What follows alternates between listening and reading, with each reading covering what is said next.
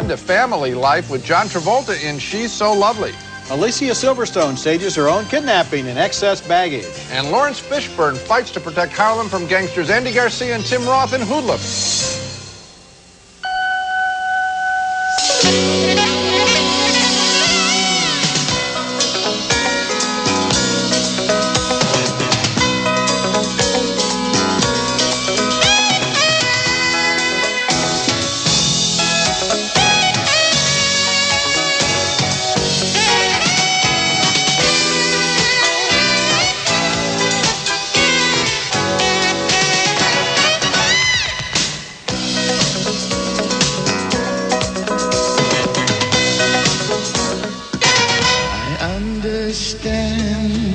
The reason why you're sentimental, 'cause so am I. It's delightful.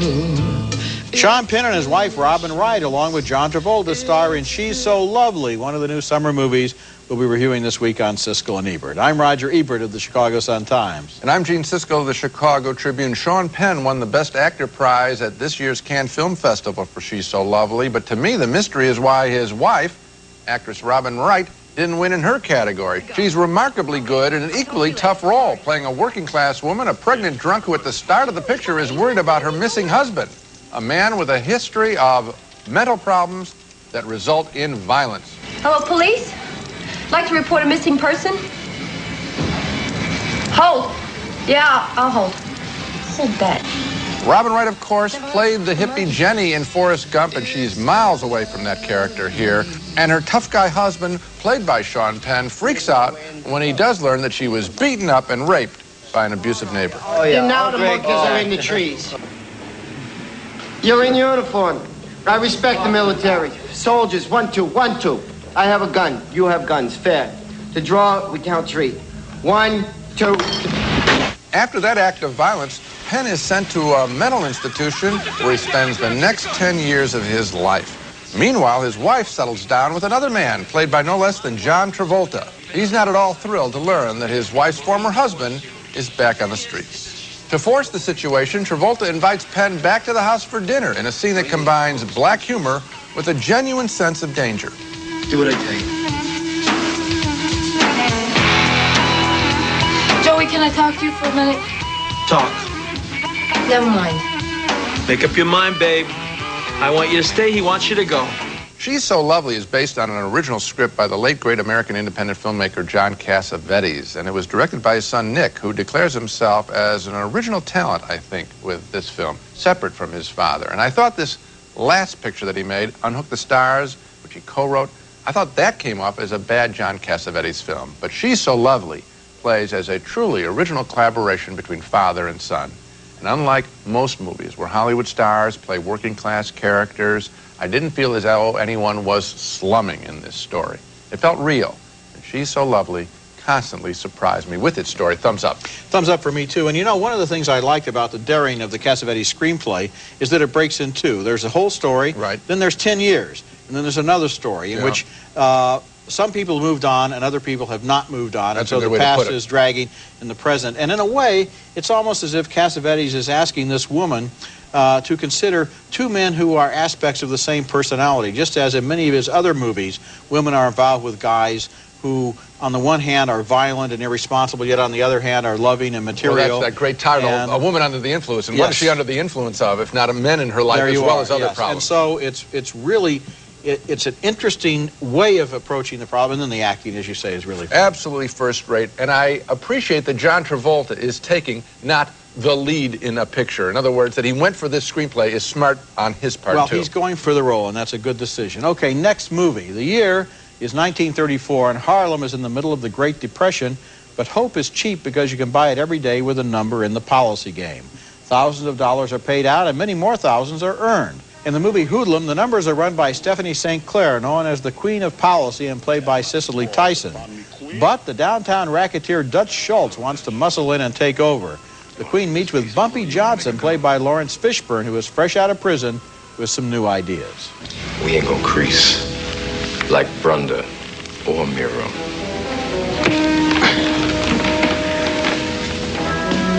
Some you win, Some you loose. We got a problem. She's gonna fall. I ain't talking about her. Bumpy confronts Dutch, played by Tim Roth, in the Cotton Club. I'm here to tell you, you're shutting your operations down tomorrow. You don't, I shut you down myself. Dutch's superior is Lucky Luciano, who thinks Dutch is making a mess of the takeover. He's played by Andy Garcia. As I said before, I have no quarrel with any of you gentlemen. But if Mr. Schultz insists on coming uptown, I have no choice but to make my presence felt downtown. Well, you realize that such a course of action will bring about your demise. Dutch been trying to bring about my demise for quite some time. I'm not Dutch.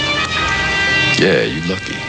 What's interesting about Hoodlum is that it's not just a violent period crime picture. It's seriously interested in a crucial turning point when Harlem, in the middle of a cultural and artistic renaissance, was challenged to control its own rackets along with everything else. The mob wanted in, and Hoodlum suggests it would have been a lot better if uptown crime had been left the way it was. The movie was directed by Bill Duke, who shows a good sense of period, and the film is interesting not just for its drama and romance, but also for its history. I wasn't interested in it, Roger. I'll tell you, I've pretty much am tuning out. They had The Last Don on television not too long ago. The whole crime area, I think you have to make a really great picture to get anyone's attention with the whole mob anymore. And whether it's a black mob, white mob before. It's 13 years since the Cotton Club, which took this material and I thought did a very good job with it. Francis Coppola, of course. This stuff bored me. And it is a terrific cast. I don't think I know all these characters cold, Roger. I mean, and that's it. I don't know. I think the one thing that was really new in this movie was the way that Luciano really didn't like Dutch Schultz and didn't really much care what happened to him. And so he kind of sits up like the puppet master and lets them fight it out below. And also, I thought that the relationship between the Queen of Policy, between Cicely Tyson and Lawrence Fishburne, was very nicely handled. Roger, all of these people, but it's so simple. The mobs are playing one off another. My God, we've seen it all. I liked it. I thought it was atmospheric. I thought it was dramatic. I thought it was well acted, and I enjoyed it. I've seen the atmosphere before. I've seen the story before. It didn't interest me at all. Coming up later, Paperback Romance, a comedy about a beautiful woman who writes erotic novels. Conversation with you would be the most exquisite form of foreplay imaginable. And coming up next, Alicia Silverstone refuses to stay in the trunk when she's kidnapped in the offbeat comedy Excess Baggage. I have plans tonight. I made them before I was kidnapped. Are you aware that your friend has kidnapped me and keeping me here forcibly against my will, and you're an accomplice? No. Hey, you gonna uncuff me? Alicia Silverstone stars as an unhappy kidnapping victim. Are there happy ones? Well, she wanted to be, and I'll explain in a minute, in the very funny comedy Excess Baggage. After being so cute and clueless, Silverstone shows she's pretty good at that most difficult actor's task, selecting another good starring role to play just after you've hit it big. Excess Baggage has an original sense of humor. She found this screenplay, apparently, and gets co-production credit on it. Silverstone playing the daughter of a very wealthy man, bored and starved for attention. She concocts a plot to fake her own kidnapping and collects the ransom. She hides in the trunk of her own car, which is promptly stolen by a petty thief. When she manages to get out, she phones her father's hired gun, who she calls Uncle Ray, Christopher Walken. I don't know what to do. I can't get out. I tried all the doors. Everything's locked, and there's bars everywhere. Maybe I could talk to someone. Someone? Someone who? Whoever's letting you use the telephone. How could I get to a phone if there was someone here? I'm telling you, I need help. The car thief, played by Benicio del Toro, eventually returns, and they end up having the essential love-hate relationship of this movie. I'm not going to hurt you. Just could you please get in the trunk? Look, can't I just wear this cap? Look, I can't see anything. Hold up some fingers. I can't see anything.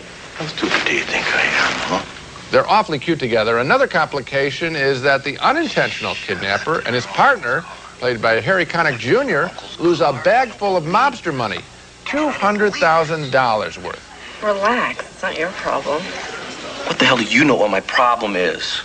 They think we set this whole thing up together, for Christ's sake. Why would they think that? Oh, gee, maybe because they're criminals, and criminals think the worst of people. Excess Baggage was directed by Marco Brambilla, who made Demolition Man with Sylvester Stallone. This film is a lot better. It has a lot of surprises in its story, and also some memorable characters, such as the one played by Christopher Walken, who I think makes almost his every character in every movie indelible. I liked Excess Baggage. Thumbs up for me. Thumbs up for me, too. What I liked best about it was Benicio del Toro and that weird accent or way of talking and the whole way of carrying himself and the whole way of relating to the world that he creates. And this is not his personality. We've seen him in other roles, and he, out of thin air, creates a character who is absolutely individual and exactly specifically who that person is. You would think this is what an actor gets paid to do all the time. Yeah, but it's so boy, rarely done. He does a very good job. And Alicia Silverstone, again, she could have been typecast as, you know, the rich girl. And I know she is a rich girl, but it's not the same role. I thought she was only fair. She was fair. Okay. That's the best I can say. Coming up, Anthony LaPaglia falls in love with a girl with a secret in Paperback Romance. Yeah.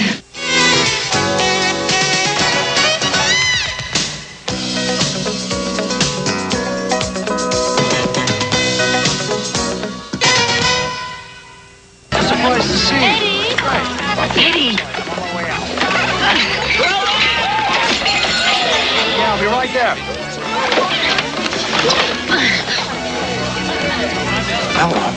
Hi.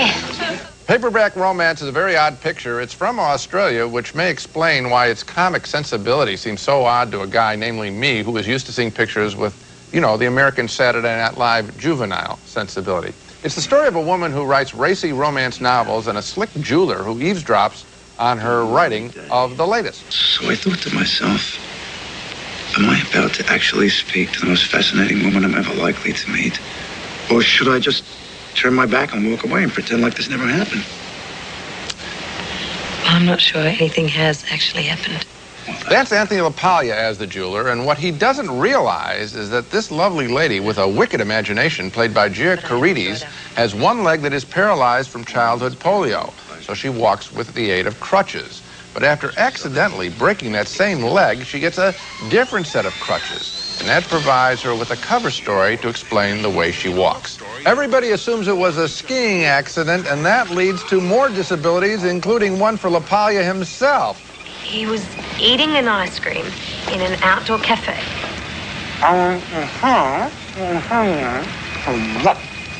When the chair he was sitting on collapsed.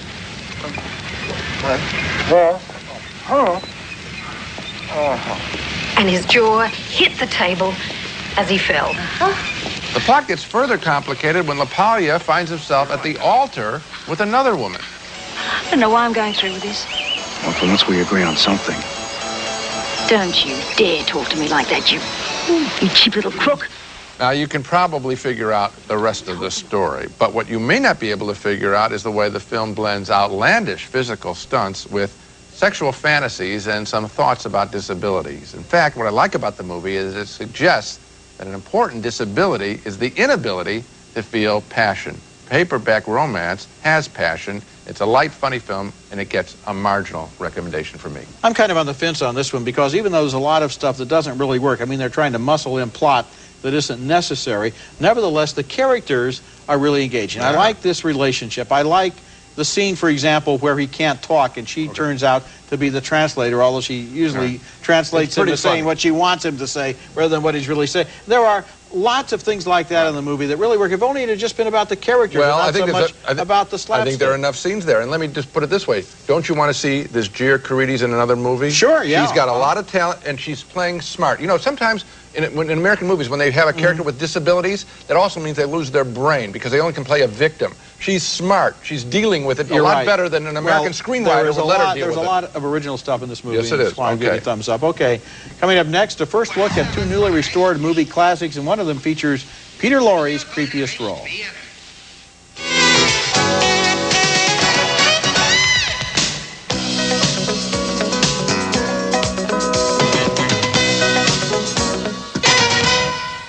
Arrived in theaters around the country and will soon be on video. One of them, Fritz Lang's 1931 thriller named M, has probably not looked this good within the living memory of most people. Even my Laserdisc version of an earlier version of this film is scratched and faded, and the subtitles are sparse. But now, this restored version translates more of the dialogue, makes it easier to follow the story of a child killer played by Peter Lorre, who in this early performance establishes his lifelong screen image as a psychopath. Onkel, Was denn? du hast dich ja ganz weiß gemacht. Wo denn? Da, auf der Schulter. And look at this amazing shot of the faces of the city's criminals who have captured the killer and now sit in judgment on him. Du hast da was von Recht gesprochen. Wir sollen Recht werden. Hier sitzen lauter Sachverständige in Rechtsfragen. Von 6 Wochen Tegel bis 15 Jahre Brandenburg. And now look at a scene from another masterpiece about a loner who's a killer.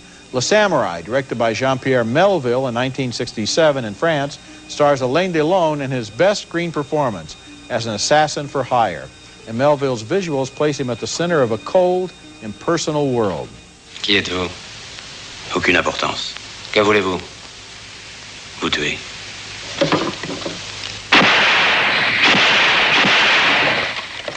Here's a famous sequence often imitated from Le Samourai as the killer evades police in a cat-and-mouse chase on the French subway.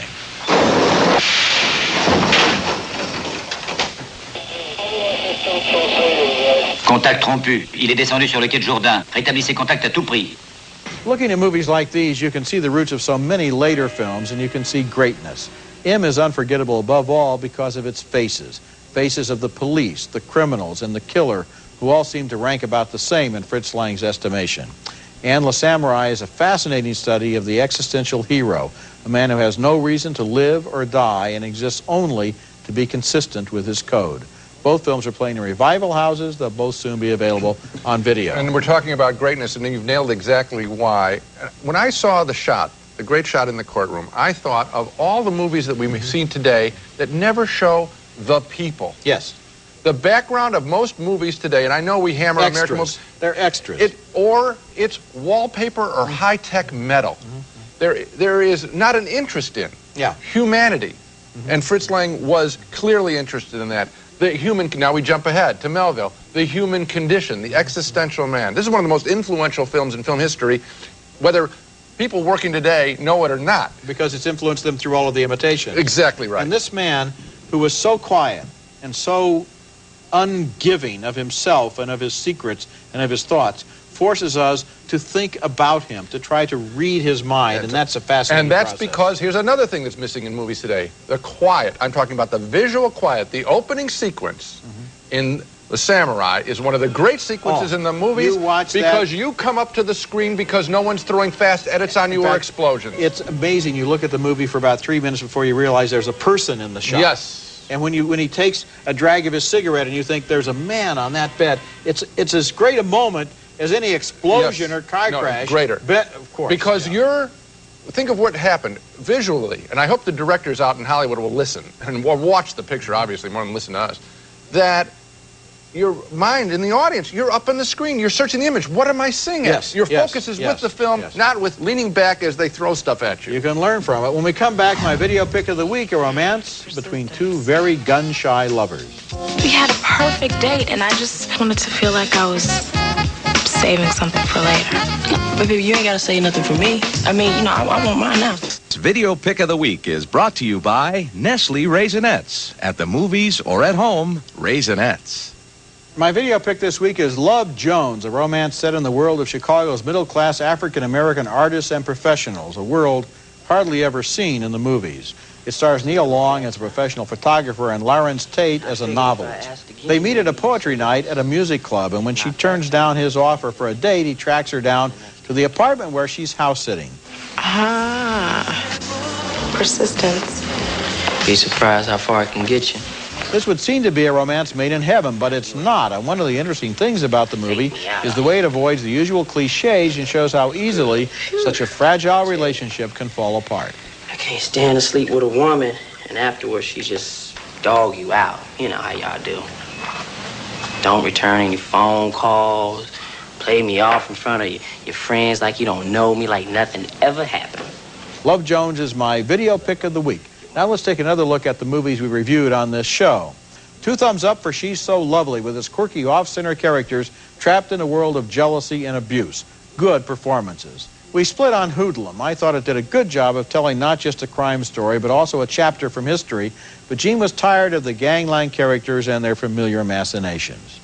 2 thumbs up for Excess Baggage, primarily because of the loopy performance by Benicio del Toro as a kidnapper by accident. And 2 thumbs up for Paperback Romance, the story of a romance between a writer of erotic novels who has a secret of her own and a jeweler who may not be able to handle that secret. And 2 thumbs up, of course, for 2 great classics now in revival around the country. M with Peter Lorre and La Samurai with Alain Delon. I hope they look for those. Yes, those would be great. Remember, you can check our votes and hear our reviews of recent movies at our website. The address, www.siskel-ebert.com. And that's it for this week. Next week, we'll be back with reviews of more new movies, including Fire Down Below, starring Steven Seagal as an undercover agent, tracking criminals in the Black Hills, and also the comedy Julian Poe with Christian Slater as a drifter adopted by a small town. That's next week, and until then, the balcony is closed.